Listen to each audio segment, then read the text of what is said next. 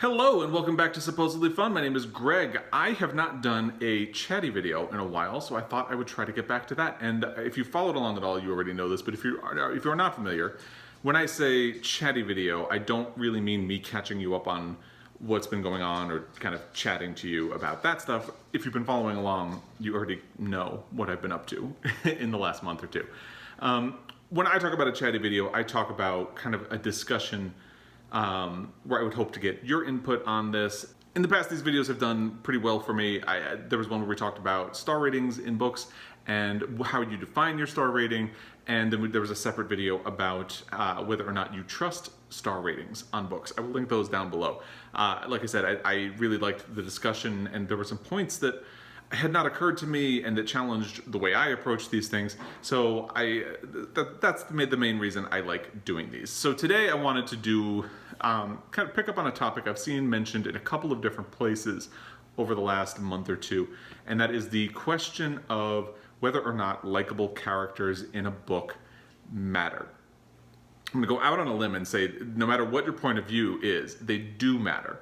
But I guess the real question is more of, does whether or not a character is likable become a make or break topic for you? Like, will you, if you don't like a character, is that a deal breaker? Do you break up with the book, not finish it?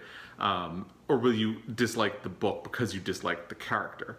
And I think this is an interesting topic for a lot of reasons, because we always bring our own baggage into books that we read. So how you handle that question depends a lot with how you, your personal background, but also how you approach reading and what you're reading for. If reading for you is like a comfort and escape, I can see where you would probably be more likely to really depend on likable characters that you relate to, and that form of reading is escapism. If not, if you read to learn more about the world, then I think unlikable characters are certainly going to be more important to you because they will challenge your worldview, perhaps expose you to something you have not previously been exposed to, or new ideas, or just new ways of thinking about things. And I have a bunch of different examples for a lot of these topics, but for me, I would say something like that is, I will link my review or the video where I talked about Hunger by Roxane Gay down below. And for me, I was having a very difficult time. It's not that she's an unlikable person. This is nonfiction, by the way. The reason I'm bringing this up is I had a very hard time accessing her point of view, but that was good, and it was worth me having spent that time to try to understand where she was coming from compared to where I come from in a lot of the same situations. So now I don't say that to say that, unlikable characters are always a good thing. For me, it's much more about having an access point to understand a character and their motivations. I feel like if there's something going on with this character, I'm much more likely to go along with their journey and follow along with their plans. And I might not like them by the end, but hopefully I will appreciate what they have been through and at least empathize or sympathize with them. Now, I mentioned frequently that I have developed a very serious impatience for books about white men who can't get their lives together. And a lot of that does have to do with likability. I feel like a lot of these characters are portrayed in kind of unlikable ways, but it's not really a likability issue for me. For me, it's just that I think that type of story has been done to death at this point. And I think it has been done to death at the expense of other stories and other points of view that could be told far more widely. So that is really why I have that intolerance. It's not necessarily a question of likability, it's more the question of, does this story need to be told anymore? And for me, it is a kind of familiar story because I am a white man who has struggled to get his life together. So I feel like I don't need to read my story over and over and over again. That's not why I read.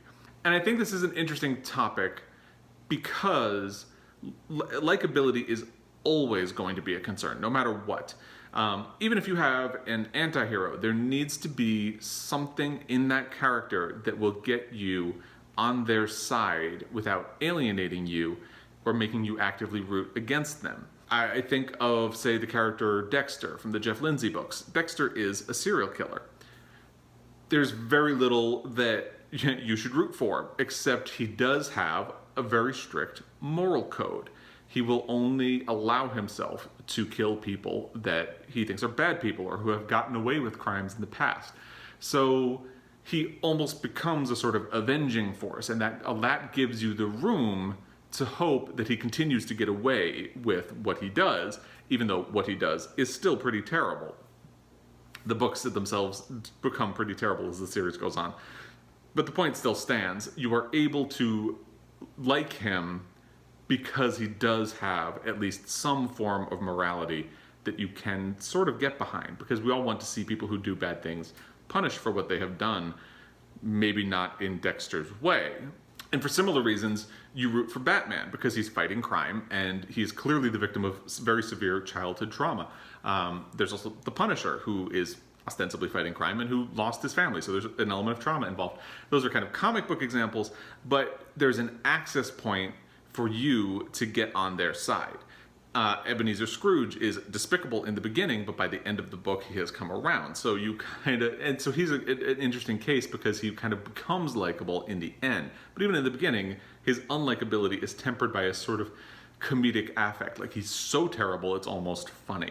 And I think this is not just the case in literature. I think this is clearly something that people who make movies or TV shows are concerned with. The two examples I'm going to go with here are Rhoda, originally from the TV show The Mary Tyler Moore Show, and Frasier from Frasier. Famously, when they filmed the test run of the pilot for Mary Tyler Moore, the audience was not into it. They didn't think it was funny, and they all hated the character of Rhoda because they thought she was abrasive and mean to Mary. And the producers really struggled with this question, like, do we need to get rid of this character? Do we need to completely rewrite the script? And somebody came up with the idea, by only adding one line, they could make the audience get on Rhoda's side, and that is that they had Phyllis's daughter, Beth, comment to Mary that she likes Rhoda and she's actually a good person. And so even though Rhoda doesn't know Mary in that moment, Mary and Rhoda in the pilot episode want the same apartment. So Rhoda is kind of trying to kick Mary out of what will become Mary's apartment. But because Beth, this child, says, no, Rhoda's a good person, the audience is completely able to say, no, she's not so bad. But without that comment, you just thought she was overly abrasive.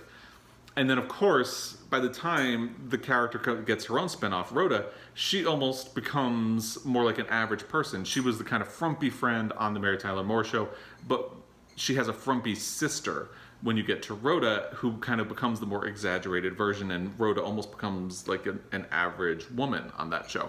And that takes me to Frasier, because Frasier is this really outlandish personality. He is kind of out there, very high maintenance, but he has this brother, Niles. And there's an interesting story. We rewatched Frasier not that long ago, and David Hyde Pierce had said in an interview at some point that he originally didn't understand the character of Niles because he's very similar to Frasier. And when they finally started doing table readings for the show, the director kept encouraging him to go bigger, go broader. And he finally understood Niles is there to make Frasier look normal, so the audience can get along with Frasier. So the only reason I bring that up is because clearly likability and having some kind of an access point to be on the side of a character is always going to be a concern. So we can't just pretend that everybody needs to get on board with every type of character. Clearly, it is something that whether you're writing a book or making a TV show or making a movie or just living your everyday life, people need an access point to a character or to you. This is something I talk about with my foster son all the time, because he will frequently say, like, oh, everybody thinks I'm unlikable. It's because you don't give anything out to the world, so they don't have anything to grasp onto. But that's neither here nor there.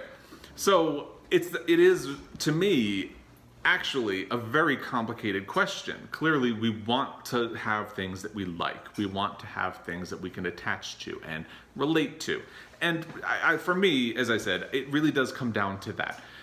Is there something about this character that will bring me to a larger point? Or, hopefully you know what I'm kind of getting at.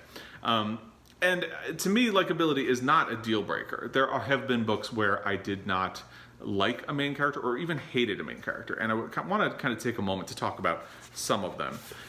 For one, Conversations with Friends, Sally Rooney. Now, I have a complicated relationship with this book in general because I didn't actually enjoy this book, but I really enjoyed the process of reading it because I think the way in which it is written is very interesting. I think Sally Rooney is doing a lot of very intentional things with small details, and I think that's fascinating. It's also, so the primary characters are Frances and Bobby. Frances is really our protagonist, and both she and Bobby are kind of these young people. They're not really likable. They complain. They're kind of flowing through the world. They're a little bit privileged, but there are a lot of reasons that you would find them unlikable. To me, what then rescues the book is that it's an interesting study of how disaffected they are, how alienated they are, and how they're trying to find their place and how they discover how they relate to other people. Basically, they're unlikable because they're trying to figure out the world, but they don't know how to do that. And the writing kind of saves it too. It's not a book I would want to reread. It's not necessarily a book I would recommend, but to me it has that element where it's like you can see why they have these unlikable characteristics and traits. And because of that, it almost becomes interesting. It doesn't 100% succeed, but it's still interesting.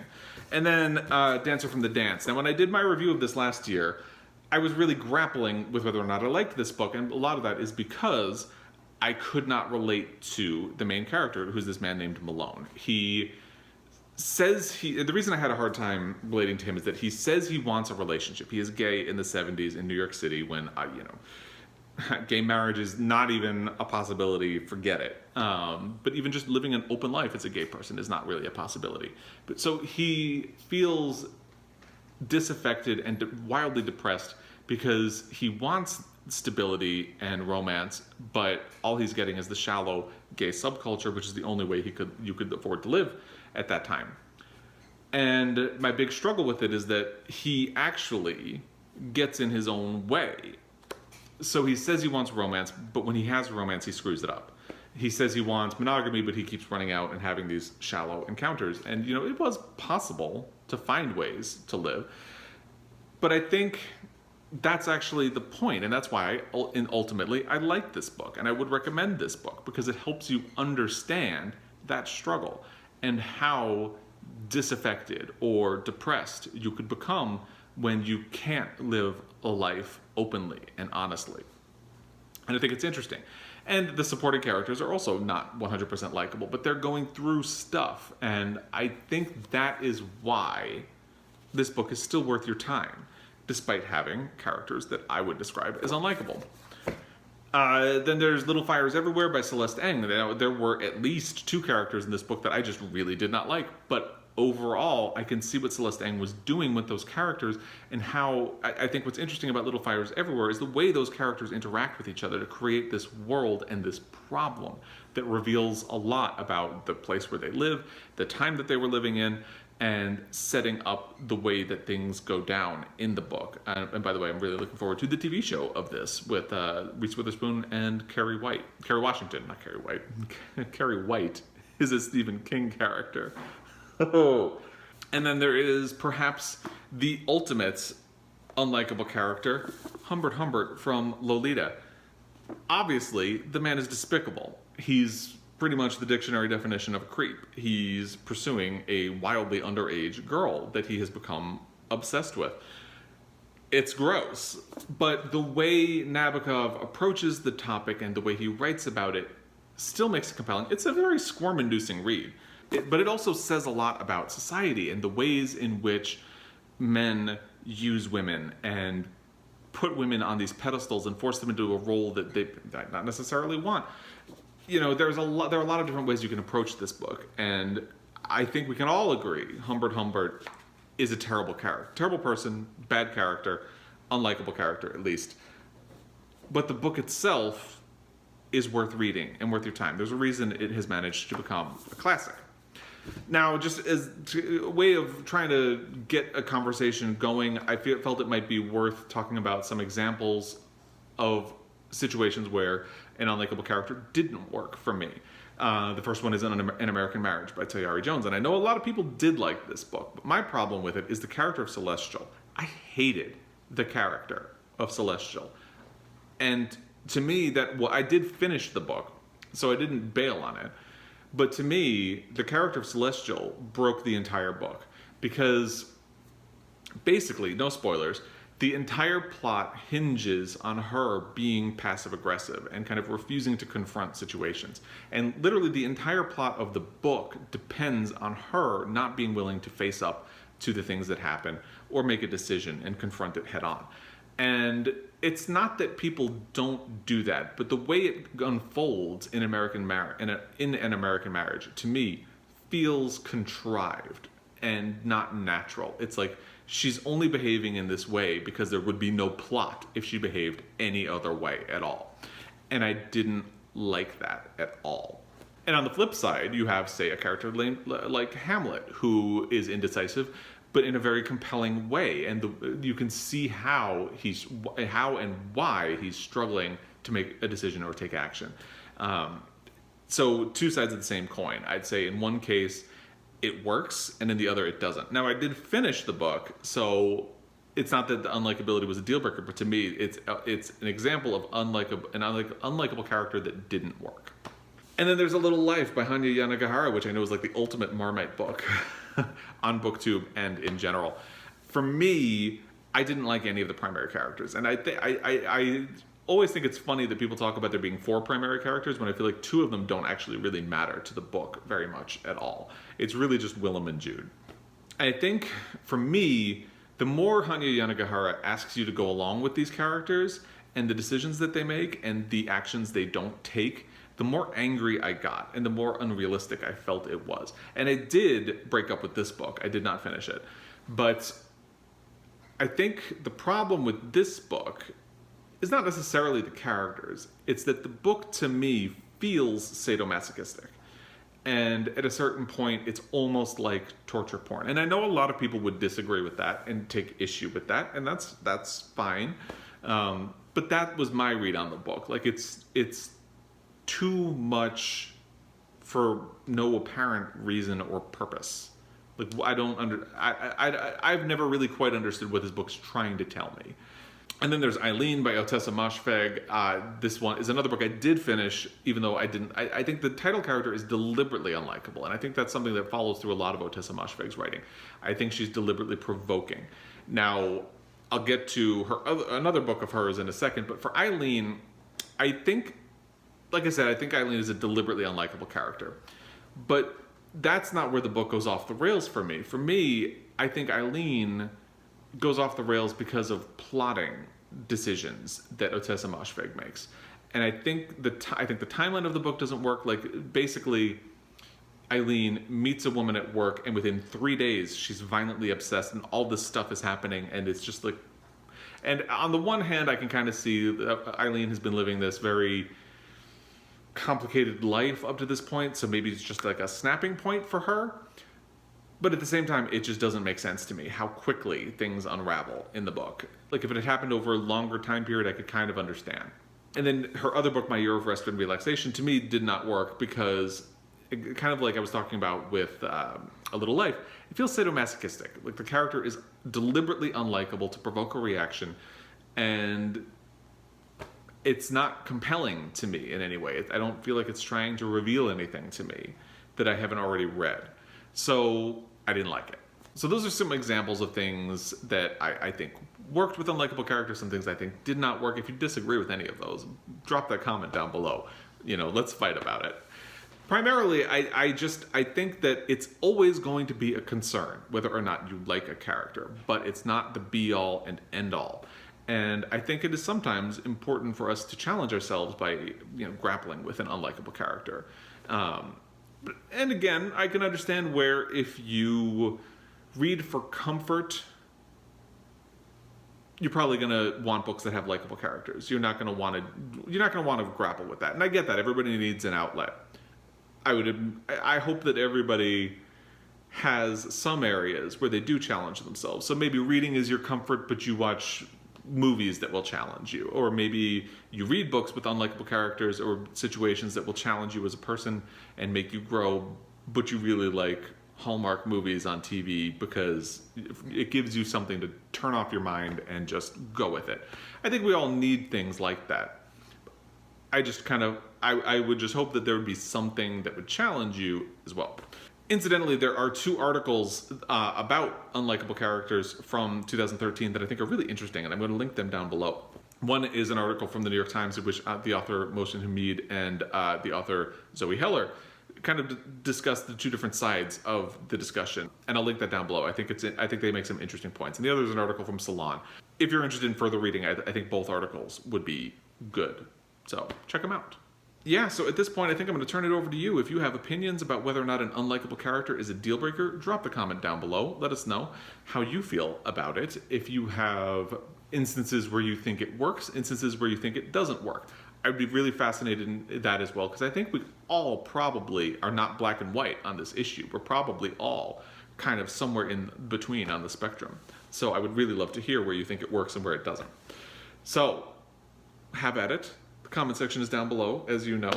And thank you for your time. As always, it is really, really appreciated. And I will be back. Until next time, happy reading.